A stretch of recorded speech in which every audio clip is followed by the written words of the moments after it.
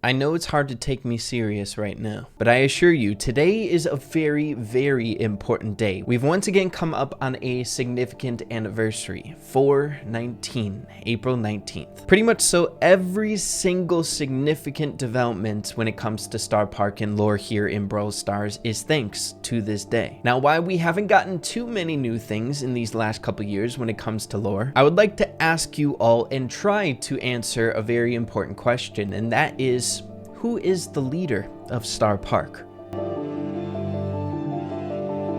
The timeline of Starr Park is a history one of which that allowed us to keep track of future updates around the corner and the inner workings of Starr Park in the Brawl Stars universe. And by far the most impactful event that stumbled across our laps as a community can be seen with the very first Brawl Pass ever in this game. Season 1 of the Brawl Pass introduced a brand new season here in the game, Tara's Bazaar. We all were enjoying this sweet new progress that the Brawl Pass had to offer, but none of us really had in mind what the Brawl Stars dev team or someone else had in mind trying to organize something bigger. Just a little bit after the update had come out introducing the Brawl Pass, people recognized a Morse code within the Tara's Bazaar environment. A flashing light, when translated, would say WKBRL. An assortment of letters I'm assuming brings a ton of memories to a lot of you guys who are watching this video. However, at the time, none of us knew what the heck that meant until a few individuals in the community discovered a historical live stream, a live stream that would stay live for years after this date, titled WKBRL. Now, the reason we celebrate 4/19 is it's literally the anniversary date of when the WKBRL live stream was created. So it should give you a pretty good idea how important this thing was, predicting future updates, giving us a sneak peek at the lore inside of Brawl Stars, the inner workings of Starr Park. This thing was goated for everything, lore related and update related.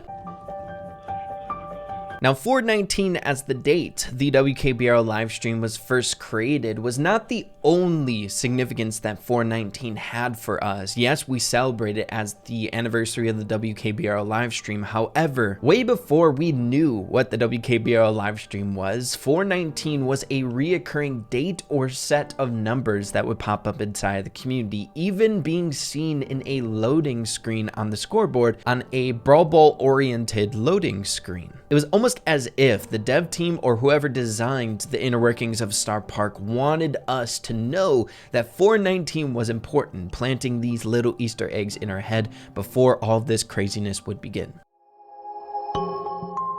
Now, you all may be wondering why we celebrate 4/19 in the first place. I mean, it is important the fact that the WKBRL live stream started on this date, but we are so infatuated with this date because it has been tradition almost at this point that something important when it comes to future updates or lore updates happens on this day.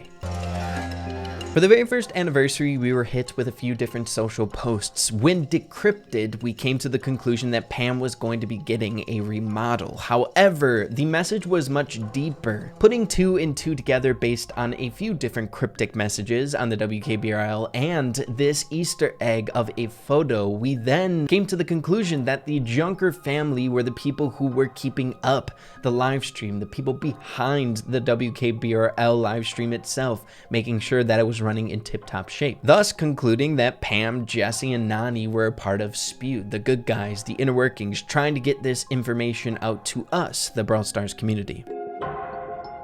The following year, April 19th, 2021, we had some very significant things happening given the state of the WKBRL livestream at the time. Around the time the Amber update came out, the WKBRL livestream started freaking out after a crazy rant. A rant that we've brought up in the past that lasted so dang long.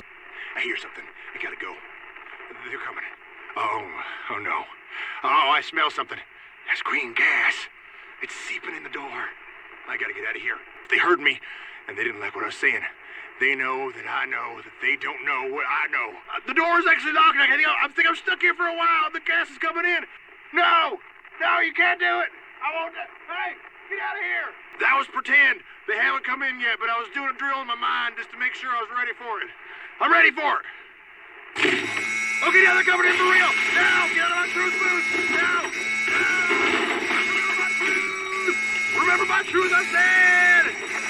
The ranter was captured, followed by some fiery sounds and some sirens that would last forever. It stayed stating, "We already told you this is normal." But on this date, we finally got some changes to the WKBRL live stream, which would then change once again later on. But the thing that would change was someone returned to the live stream studio itself. Pretty much so confirmed at this point to be Jessie, one of the members of the Junker family. We can hear her.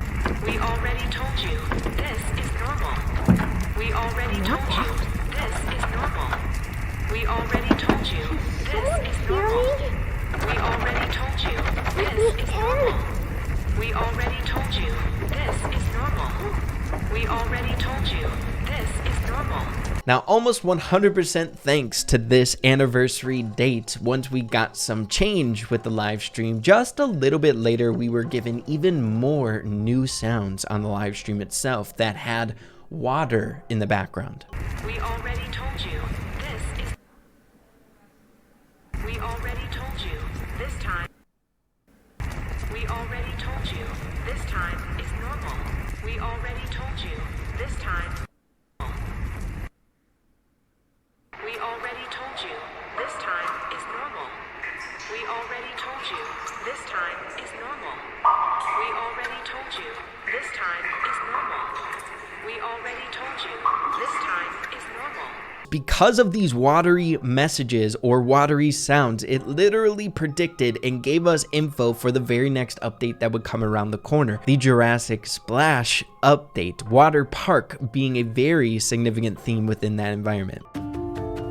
Now, it's kind of sad to say, but that was the final time anything crazy significant happened on 4/19, April 19th. We are definitely skipping past a lot of significant stuff that ended up happening with the WKBRL and just lore developments in general, just by covering the anniversary dates and what they impacted. But as you can see here on April 19th of 2022, we were in the Biodome environment and update, and this was the specific post that we got here. Arguably, the Biodome update was a little bit more centralized around lore, giving us an actual environment that was placed within the Starr Park universe, the Biodome, the Gardens of Starr Park. But other than that, we didn't get any like crazy cryptic message to the live stream. Really, the only other significant thing that would actually end up happening to the live stream before it was eventually shut down would be around this date here, not even in 2022, kind of even solidifying the fact that that post from the Biodome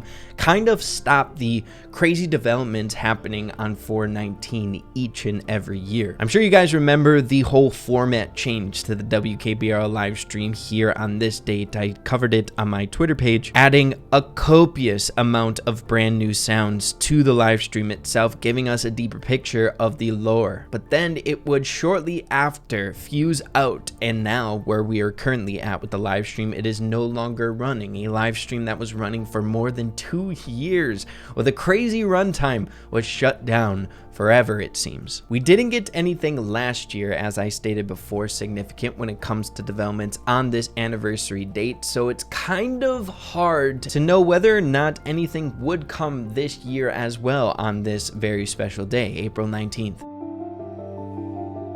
With the disappearance of the live stream itself, it feels like the lore here in Brawl Stars has kind of come to a standstill. However, just recently during the podcast, we were told a different story. From Moody02. Will the day ever come when the director of Starr Park will come out as a brawler? I mean, never say never, right? I mean, we literally talked about it, but there is nothing concrete. No. No?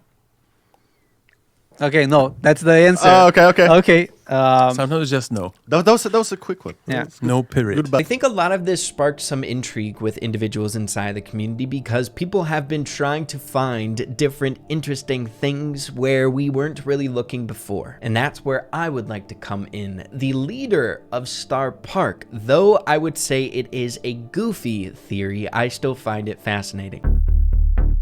We've got XD Games over on the WKBRL livestream Discord server to thank for this interesting string of events. So I can't be the only one that's been perplexed by, yes, covering Starr Park as deeply as I have, but yet never asked myself who is the mastermind behind Starr Park? Who is the person that decided to do all of this craziness? Well, a recent phenomenon here in real life gave us the opportunity to look in a different area, an area in which we haven't been able to do before, and that is ChatGPT. Before going into this, I would just like to point out all previous theories that we've had about the director of Starr Park, who this character might be, is no brawler existing in this game. I feel like a lot of us in the back of our heads thought that maybe Griff, seeing that he's the head of the Starr Park gift shop, or maybe even brawlers in disguise, much like Mr. P. But seeing that they confirm in the podcast that they have no future plans to add the director of Starr Park as a brawler, this would mean that we still do not know the identity of the director of Starr Park, and we have confirmation that their existence is a thing.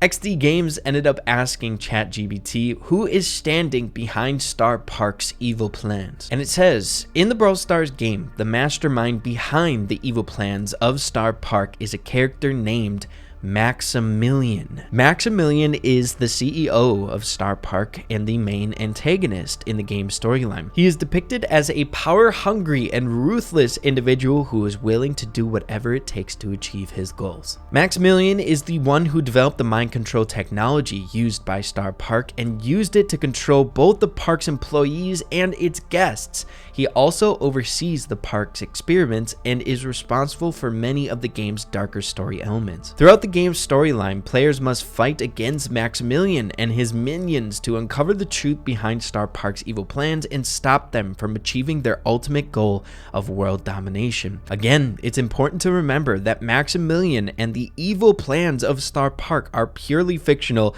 and a part of a game storyline. They do not reflect the real world or individuals or organizations. So one thing important to take away from ChatGPT is this is info gathered from people on the internet around these ideas and topics. So as ominous as it may seem, right? No one has really come up with solid theories of who is the actual CEO of Starr Park. I know we get memes like Edgar and Griff, I feel like a lot of people have thought of, but who is the one pulling the strings? Who is the one that is writing off on all of these heinous decisions? And it's quite strange and ominous that ChatGPT, an AI program itself, would give us an actual name, which then brings us to this very interesting snippet from a few photos that are now new here to us, that once we uncovered the actual people who designed Starr Park and the actual storyline for us to uncover it, they came out with a blueprint of a Starr Park stadium being discovered, and we get this here. We have the owner of the Starr Park Stadium theorized that maybe it could be this one guy behind the entirety of Starr Park, the evilest of the evil. Now, of course, the cursive is really hard to tell, but it does look like, in my opinion, that first letter is an M. But the rest is just kind of scribbles, but hey, it could be Maximilian, dude. Now, I do want to show you all, before we start running with this, just how unreliable ChatGPT can be when it comes to these types of things. We have XD Games asking another question: who are the villains in Starr Park? ChatGPT responds, in the Brawl Stars game, there are several villains associated with Starr Park, including Maximilian, the CEO of Starr Park and the main antagonist of the game's storyline. Maximilian is a ruthless businessman who is willing to do whatever it takes to achieve his goals. We then have Mr. P, a manager at Starr Park who is responsible for overseeing the park's finances. Mr. P is depicted as a greedy and selfish character who is willing to put profits above people. I feel like that is a better apt description for Griff. Maybe Mr. P, seeing that he is the owner of a hotel, but who knows? Then we have Surge, a robot brawler created by Starr Park. Surge is depicted as a loyal servant to Maximilian and the park's evil plans. And then we have Nani, and I feel like this is where things start to get a little bit iffy on where ChatGPT is pulling its info from.